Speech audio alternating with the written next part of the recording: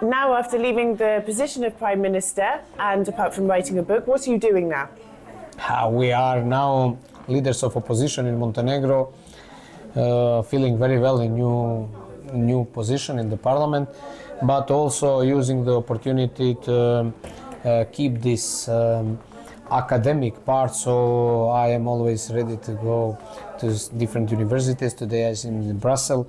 So with, let's say, less obligation and with more time for something what I didn't have in the past, now I try to use this time in the good way and promote the positive politics around. Which do you prefer, being the Prime Minister or getting to come and do talks like this and going to universities and being in the opposition and maybe being a bit freer to... Combination is the perfect.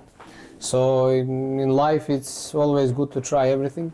So it was good to be a Prime Minister. Now it's okay to be in another positions and of course to keep this relation with the universities. I am very satisfied and happy with everything what we achieved in previous period, so hope that I will also in the next period continue to support my country in the important process of changing of our society, and I hope be the next EU member.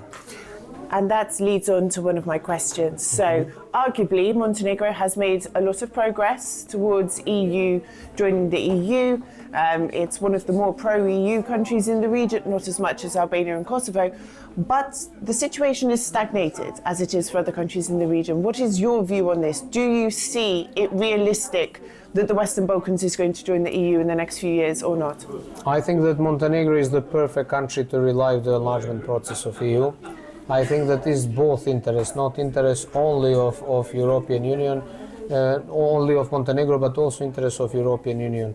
After the situation with the aggression of Russia Federation to Ukraine, I think that Europe needs to show more solidarity, and more solidarity we can show with concrete support of Western Balkan countries to join the EU. The Montenegro is more ready than other countries, and I hope that we will come to the final stage. But also we wish all support, and we wish all success also to our neighbors, because it not will be full Europe without all countries of Western Balkan joining the EU. But does that include Kosovo? Because recently Montenegro obviously voted against Kosovo's membership to the Council of Europe. It said that it's not really in favour of that. What's your view on that? This is the question for the new majority. This is the question for the new government. During my mandate, we have the fully support of Kosovo and every another member. So, what can we do? This is some new reality. So you're saying this is something that wouldn't have happened under your mandate? No, this was impossible to happen under my mandate. We have very clear foreign policy. Our foreign policy was 100% compatible with the foreign policy of European Union. Now is the new government and the new responsibility. This is. Why do you think they've made this choice? Because they make the majority from the parties. We don't have the same vision, don't have same programs, and don't have the same values. And they think that that can be functional. I think that cannot be functional, but also some people in the Brussels think that that can be functional. Now we saw what's happened. What can we do? Maybe they will be more smart next time. And that leads me on to another question, which is there are some, mainly in the Albanian parts of the world, who would think that the EU have been a bit soft in their approach to Serbia, considering what's happened in the last year or so. What are your views on this? Do you think the EU needs to be a bit tougher with Serbia? Do you think it's maybe been a bit too tough on Kosovo?